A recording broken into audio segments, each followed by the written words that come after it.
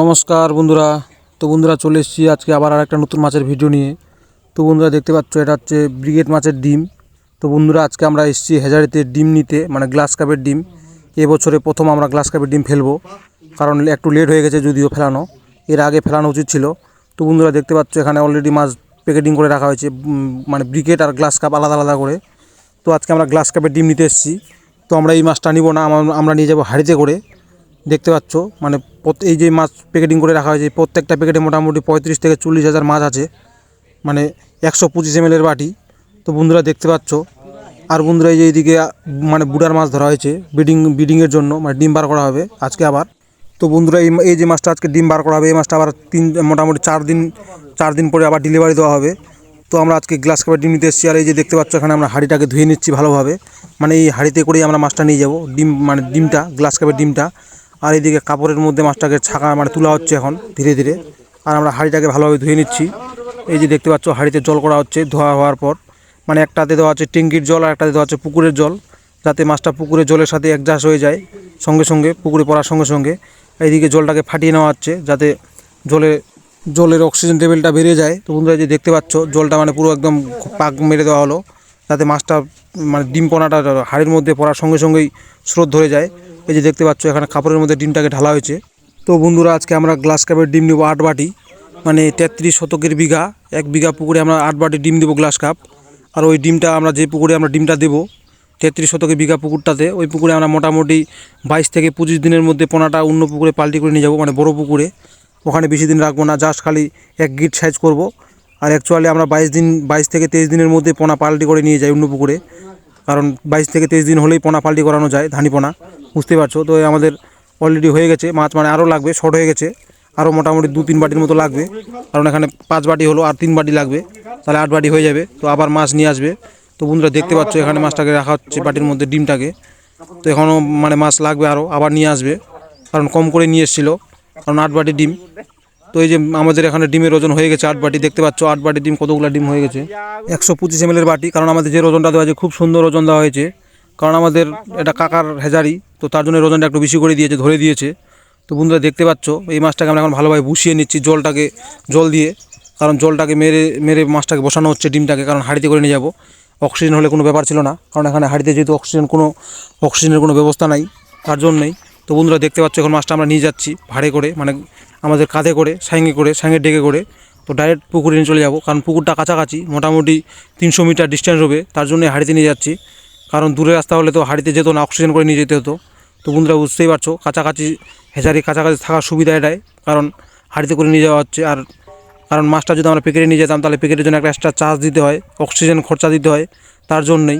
তো এই যে আমরা চলে এসেছি আমাদের পুকুর পাহাড়ে, এই পুকুরটাতেই আমরা ডিম ফেলবো, কারণ এই পুকুরটা আমরা কয়েকদিন আগে লেবলার দিয়ে মাটিটাকে কাটিয়েছি আর পাহাড়গুলো বেঁধেছি মানে একধারে। তো এই পুকুরটাতে এখন মার্শালের জল ঢোকা হয়েছে, মানে মার্শালের জল দিয়ে ভরিয়ে দেওয়া হয়েছে।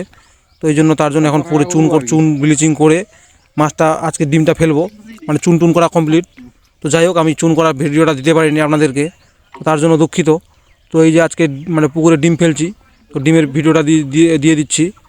তো আমরা কিভাবে ডিম ফেলি পুকুরে আপনারা দেখে নেবেন।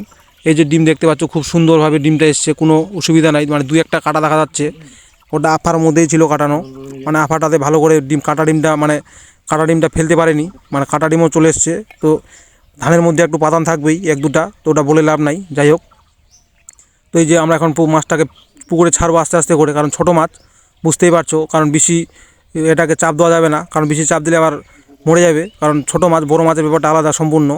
তো এই যে এখন আমরা মাছটাকে পুকুরে আস্তে আস্তে করে ছাড়বো, হাঁড়িটাকে ডুবিয়ে দেবো জলের মধ্যে, আর উপর থেকে জলটাকে মানে জল পিটাবো, যাতে মাছটা ভালোভাবে হাঁড়ি থেকে ধীরে ধীরে বের হয়ে আসে। তো বন্ধুরা দেখতেই পাচ্ছ, মানে এটা আমাদের ডিম ছাড়ার প্রসেস, মানে আমরা এইভাবে ডিম ছাড়ি। এভাবে ডিম ছাড়লে ডিমের কোনো ক্ষতি হয় না, রিস্ক হয় না। আর আজকে ওয়েদারটা একটু এমনিতেই মেঘলা মেঘলা আছে, কারণ সূর্য ওঠেনি, ওই জন্যই আরও মানে ডিমটা ভালোভাবে বসাতে হবে, কারণ ডিমটা যদি ঠিকঠাক মতো পুকুরে না বসে তো মাছটা পরে কেটে যেতে পারে ডিমটা, ছোটো মাছ, বুঝতেই পারছো, তার জন্যই জল দিয়ে মাছটাকে বসানো হচ্ছে। তো এই যে আমরা জল দিয়ে মাছটাকে ডিমটাকে বসাচ্ছি নিচের দিকে, আর এখন ধীরে ধীরে মাছটা হাঁড়ির মাছটা ঢেলে দেবো পুকুরের মধ্যে। তো আমাদের হয়ে গেছে মাছটা বসানো, দেখতে পাচ্ছ খুব সুন্দরভাবে মাছটা আমরা ছাড়ছি আস্তে আস্তে করে ধীরে ধীরে, ছোটো মাছ, কারণ এরপর আমরা আরও 2টা পুকুরে গ্লাস কাপের ডিম ছাড়বো। তো এই পুকুরে আমরা আজকে আমাদের ছাড়া কমপ্লিট হলো। এই যে এটা হচ্ছে 33 শতকের বিঘা। এই পুকুরে আমরা মানে 8 বাটির ডিম মানে মোটামুটি আমাদের 4 লাখের কাছাকাছি মাছ ছাড়া হচ্ছে এই পুকুরটাতে। গ্লাস কাপের ডিম 4 লাখ হিসাবে যেটা বলে, কারণ এক বাটিতে মোটামুটি 50,000-এর কাছাকাছি ডিম থাকে। তো বন্ধুরা দেখতে পাচ্ছ মাছটা আমাদের ছাড়া হয়ে গেল আস্তে আস্তে করে। তো এখন আমরা দেখব মানে মাছটা ঠিকঠাক মতো পুকুরে মানে বসে থাকতে পারছে কি না, না কোনো অসুবিধা হচ্ছে। তো এখন আমরা ধীরে ধীরে পাটি দিয়ে মানে জলের মধ্যে দেখব ছাকে ইয়ে করে। এই যে দেখতে পাচ্ছ দেখা হচ্ছে ডিমটা ঠিকঠাক মতো আছে কি না।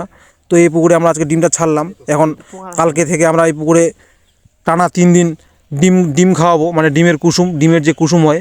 তো ডিম বলতে ব্রয়লার মুরগির ডিম না, মানে আমরা হাঁসের ডিম আর দেশি মুরগির ডিমটাই খাওয়াই, মানে ডিমটাকে সেদ্ধ করে নিয়ে এবং কুসুমটা পুরো জলের মধ্যে ভালোভাবে গুলিয়ে নিয়ে ছিটিয়ে দিই পুকুরে প্রতিদিন, মানে 3 দিন পর পর। তারপর থেকে আমরা সর্ষের খোল খাওয়াতে শুরু করি। তো বন্ধুরা দেখতে পাচ্ছ এই যে ডিম দেখা যাচ্ছে হালকা করে পুকুরে, মানে বাটির মধ্যে হালকা বলতে ভালোই দেখা যাচ্ছে। তো এই পুকুরে আমরা কালকে থেকে সেদ্ধ ডিম খাওয়াবো, হাঁসের ডিম মোটামুটি মানে 8 বাটিতে 8টা ডিম, মানে এক বাটিতে একটা করে ডিম খেতে দিব, মানে 3 দিন খাওয়াবো। 3 আসে 24টা ডিম। তারপরে আমরা সর্ষের খোল দিব 3 দিন পর। সর্ষের খোল হালকা করে মোটামুটি 2 থেকে 3 কিলো করে প্রতিদিন। কারণ ছোটো মাছ প্রতিদিনই খাবে, কারণ 1 দিন 2 দিন গ্যাপ দিলে কোনো অসুবিধা নেই, যদিও যাই হোক তাও ছোটো মাছে প্রতিদিন খাবার দেওয়াই ভালো। বড় হলে ব্যাপারটা সম্পূর্ণ আলাদা। তো বন্ধুরা দেখতে পাচ্ছ এই আমাদের ডিম ছাড়া প্রসেস।